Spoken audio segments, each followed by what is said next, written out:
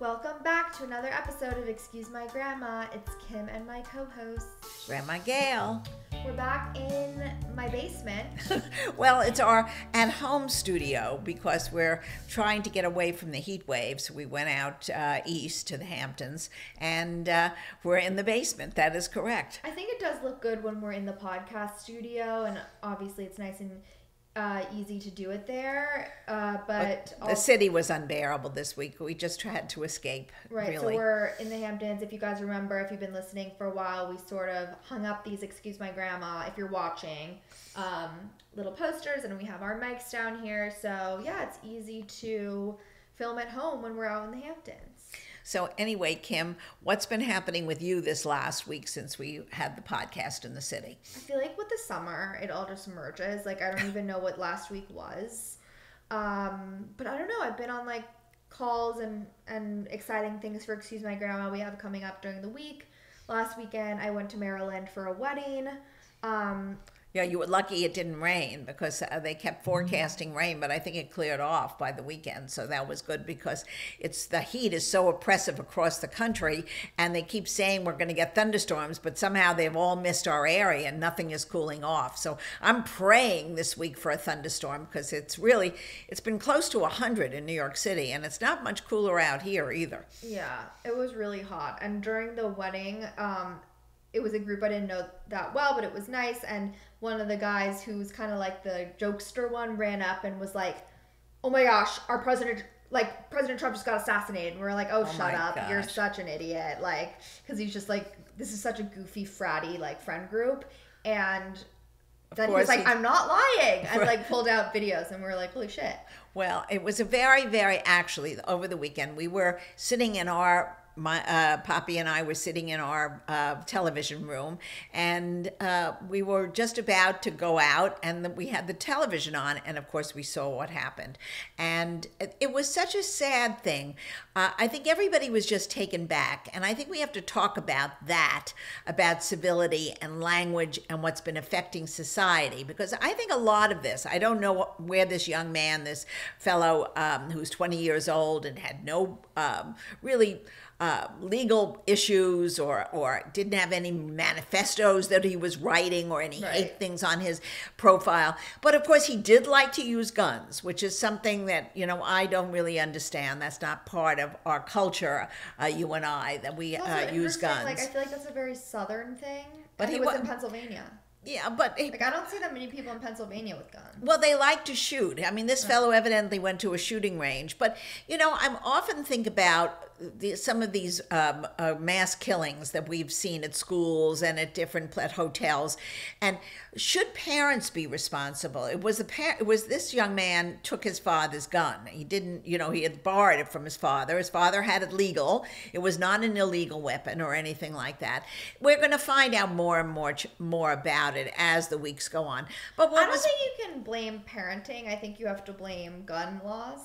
Well, but gun laws are one thing, but it's if parents have them and they should be locked. Well, actually, so this young man took it, didn't take anything illegally. He borrowed it from his father. He said he was going shooting, and that he's evidently done this over the years. So there would be no cause for the parents to be, you can't like blamed. Parents. No, but I'll tell you what I do blame, and this I'm very serious about. And we talked about this actually on our podcast a couple of weeks ago with Julia Hart too. I think the media has a role to play in all these things, because what they've done now is revved the language up so terribly, and such negative and hateful words about the different candidates, the different senators, no one can talk about things that you can share common opinions with, or even listen to the other side without hurling terrible slogans at them or terrible words at them for no reason. There's the lack of civility is very apparent in our society, and I really think it's affecting our young people. But I also don't want to pretend like, that came up overnight. Like, the violent rhetoric has been now used for the last two elections, I would say. At least. No, and it came up even when President Reagan in the 80s was president, there was fighting and discussions. There's always been fighting in politics, but at the end of the weekend, the different people would shake hands and go out for dinner together. Right. Now it's just like you're at two opposite ends of the pole, and I think that's terrible. I also think this just didn't help.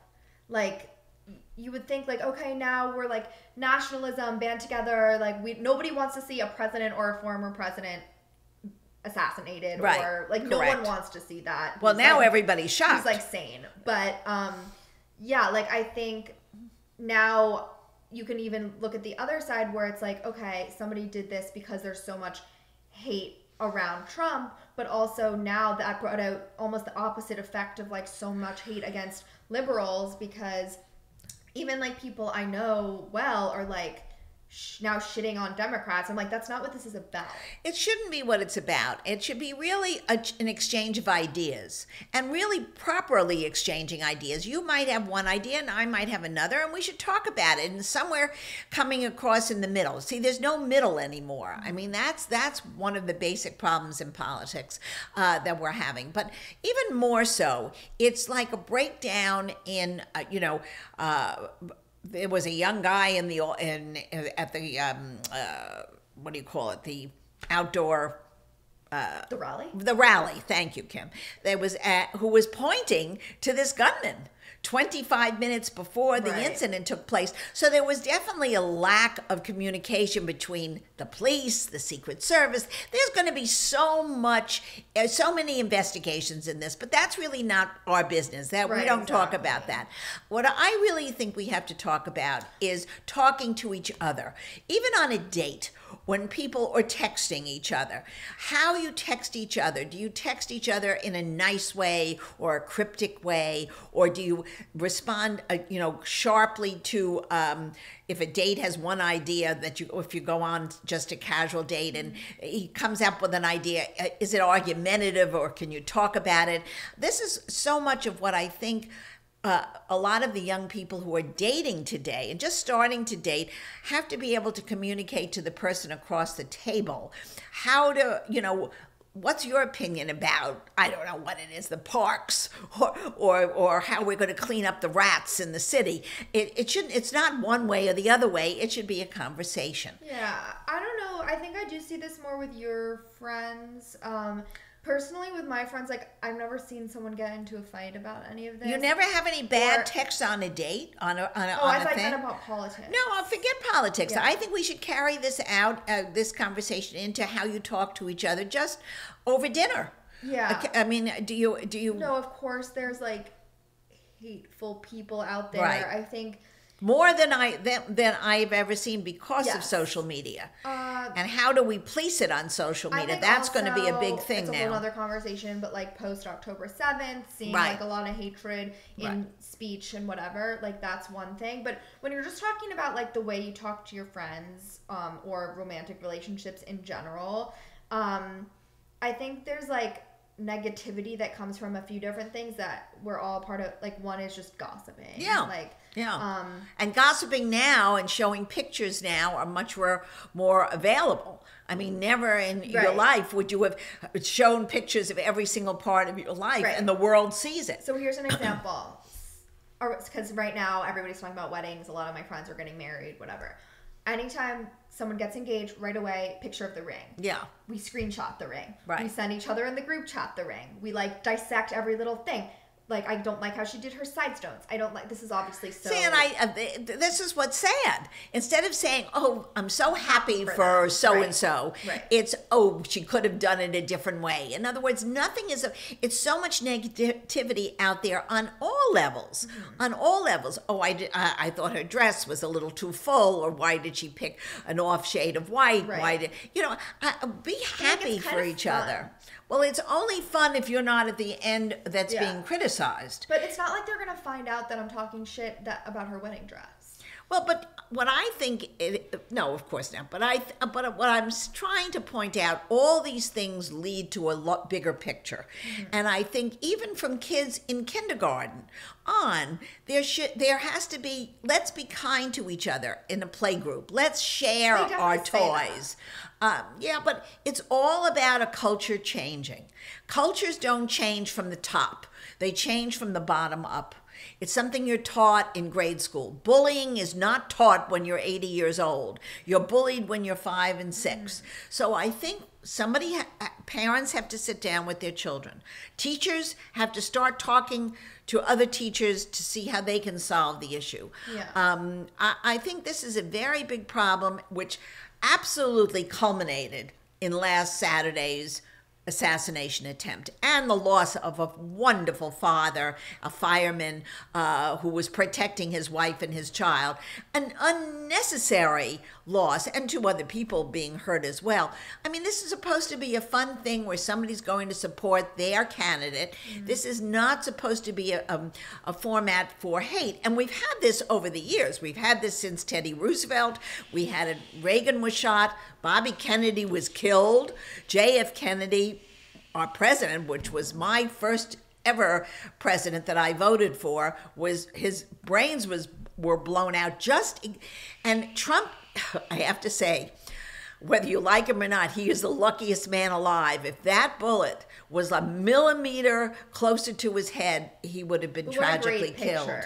Oh my! Well, I heard that. By the way, that was the other thing I was going to say. I'm glad you brought that up. I was listening to one of the talk shows on Monday morning, and they had the photographer who took that picture.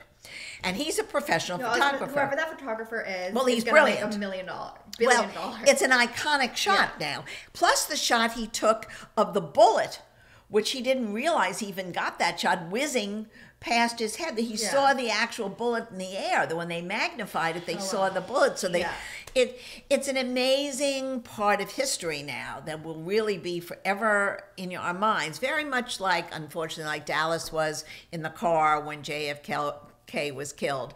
Many of us saw that on live television. So I think what is happening is we have to sort of pull back now. And I'm hoping the people in charge, whatever party they're with and whatever their feelings, they're going to tone down their conversation, because the public really is annoyed with it. It's really the campaigns that are doing it, and the media programs that are really doing it, and people are getting irritated with it. The general public, but like I definitely still see people who feel like they want to use fighting words. You can use fighting words if it's done civilly, if you're constructive. Just to say, I'm going to, which of course President Biden was criticized for, and by Lester Holt, and rightfully so, and others. You can't say we're going to put a bullseye on somebody's body so that to attack that person, even though he didn't mean that literally. He meant to concentrate on some policies that Trump might be saying. The way it comes out is that you're targeting somebody, and that's where impressionable men and women take those things that they're hearing from their supposed leaders, and they take it out of context. And where this young man, will never know his reason. I hope when they decipher his phone. Why do they kill someone? Because they feel they're doing, I don't know what this man, I'm imagining. No, sorry, other way around. Why did they kill this boy? Versus to maim him? Yeah. I think the shooter, they just shoot to kill once the bullet left. In other words, they were, somehow there was a miscommunication, because there were a couple of seconds there that they were warned. Something happened from the ground to the shooter. We don't know. We're sitting in a basement, so we have no idea. Why do police ever have the right to shoot to kill versus arresting them? No. If you're first of all, if you're protecting any kind of government leader, if there's a gun out, you shoot to kill.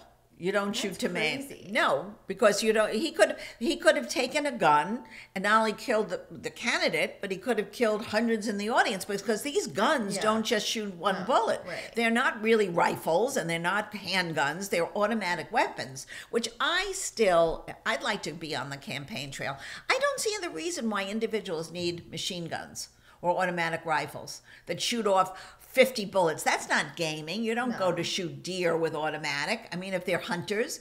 So, I mean, if you're on the battlefield in Afghanistan or Iraq, that I can understand. But I don't understand where in Philadelphia they needed an automatic rifle. So I just watched this comedy special. This girl, Hannah Berner, who is a podcaster, comedian who I really like.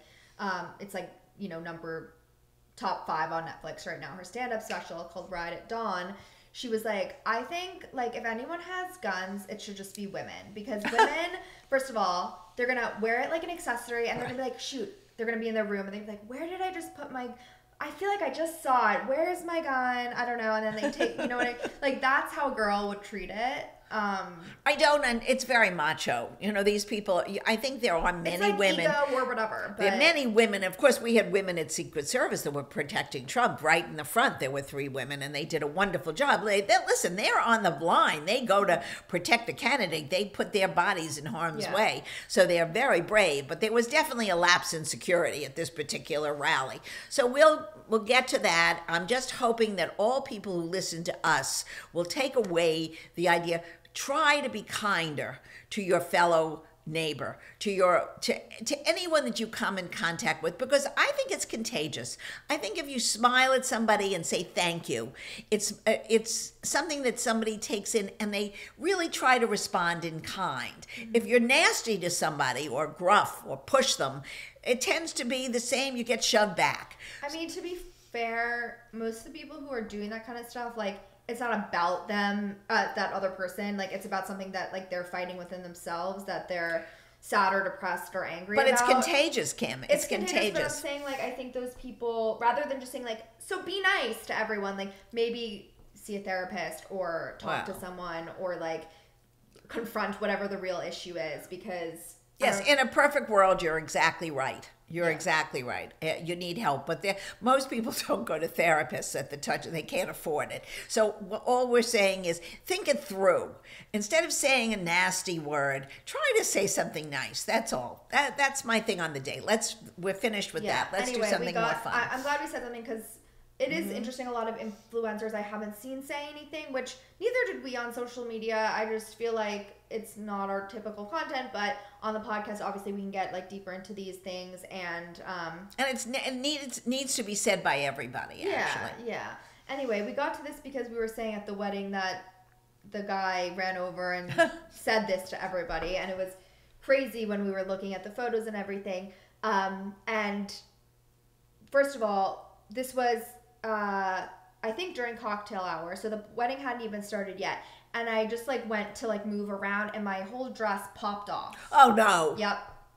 And I was like... What do you mean popped off? You mean the strap? The strap popped off, and it wasn't connected by a thing. Like, the strings just broke. Oh, this is not a pretty look. And my date I was with was like, oh, and I was like, what? And he was like, we have to step outside for a second. There was nothing holding my thing up. So I'm like, oh, my God. So we go out, and I'm thinking... What do I do? You need a safety pin or something. I need a safety pin. So I'm like, I have to find the party planner, because no one else is going to have a safety pin. Right. So I found one. Luckily, sometimes you can't tell the difference. Like, a wedding I went to the other day, like, the party planners looked like wedding guests. Right. They were like, but sometimes they have a clipboard. So this one, they were in black, had a little headpiece. Okay. So like, you are the party planner. So I went up to them and I was like, you need to desperately help me. I could have gone back to the hotel, but it was like 15 minutes Uber. And so she was like, okay, I got you. I have safety pins in my car. Perfect. So we, like, first of all, as this is happening, we went into a back room. That's when the bride comes out for the first time. So you missed the whole thing? No. She comes out to me doing this. Oh. That's the first thing she sees after she gets married. And I'm like, I don't even know this girl. So I'm like, oh, okay. So then we excuse ourselves. She pinned... The bride pinned you? No, oh my God, no.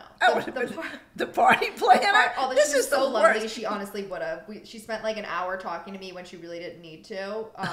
You're the girl whose boob fell out of her dress. Look, you can kind of see. Oh, that's all right. Right. So that's terrible. I know. So well, did you take it? Did you take it to your cleaner and have them? I haven't even been home. Oh, all right. Okay. So I walked around like that the rest of the night. It didn't really matter. Like, no one's looking, but. Well, you were lucky she had a safety pin. I think because we brought 3 extra dresses. Right, you could have changed, gone home. but that would have been a major pain in the neck. It would have been a pain in the neck. Also, like, the other dress options I brought were all more casual options. Well, it would have been fine. At that point, we were, like, at the reception, but... Oh I my could gosh. not Well, believe it. I think the moral of that story is bring two dresses. You were really afraid the dress you were wearing Friday night, the zipper was going to break. You better get your straps and your zippers are having issues. I know. They don't make it easy. Okay, well, anyway, but you had a good time. And then you took the Amtrak back. And then what was very smart, you ended up you decided it was so hot. So I was originally going to stay in the city a few days and Right. then come out to the Hamptons because we have this brand trip with Naturopathica. But I was like, I'll just come out earlier, 2 days earlier than I was supposed to, because then we could hang out more and relax here, and it was so hot in the city. So I took the Amtrak to Penn Station, and then... you had a brilliant idea to use that Blade, which I always want. I see advertised on Blade. television. So Blade is the helicopter. No, but don't they have the bus? And they just started Right. this bus called the Streamliner that's in partnership with the Jet. Oh, really? Oh, I don't know think anything. it's called- But it only goes from downtown, It goes near from Hudson Yards. Right. And then the second pickup is East 44th or something. Okay. So it's only And two second. pickups. Only two pickups, and then takes And it's you in to your the area, Hamptons. so that's great. Kind of. Like, it's on, I It's feel like 30 something, and And the river. right, like basically Right. Hudson Right. River. Basically across from Like Hudson 10th Yards. Avenue or whatever. Right. So it was good because I was right there anyway. Yeah, right. Got on this. The bus is expensive, but I wanted to try it and see what it was all about. And I think it also differs the prices at different times. But Yeah, no traffic Sunday, so that was great because Right. you were going against the traffic. exactly. And I was the only one on the bus plus one other man who I didn't interact with. And you could pick like any single like seat that Okay. basically was almost lie flat, like Oh. you were on a first class Oh my gosh. flight on a bus, and they Right. have this technology that like theoretically you're supposed to feel less vibration from the bus. Right. And then they gave us a little goodie bag with like all these like This is heels, very the nice. set, like all of these All like, your favorite things. all of my favorite brands in it. And then they came around, they're like, do you want a sweet green bowl? I was like, oh my gosh. And And then yeah, before you knew it, you came out. You were here. no, it was definitely a good experience. Like, I don't think you could do it every time. Well, because it's too expensive to do all the time, but as a treat, it's great. And you know what? You had a long day of traveling, so this Yeah. made it very pleasant. No, I know. I feel like, not that there's anything wrong with Amtrak, like it's so convenient, but like there's a lot of people on a train, like whatever. And then Oh, when I yeah, got on of this course. bus, I was like, Still better than going to the airport in the summer. No matter how you do Yeah. it, these airports now I've been watching on TV, they are just crowded. They are jammed like crazy. do you think when you go to London in the The fall, fall. it'll be like that? I think it'll be, but not as much. I think a lot of this now is just, people go away with their children over summer breaks, summer's or just crazy. it's just summer is July and August are just the busiest months. September is less so. October is even less, which is a really nice month to also do it. But it's our anniversary, so he sort of likes to go that time of the year. I don't know why, but Do you he usually go there? No. well, we've now made a decision. We've gotten a little too old to go to beach resorts.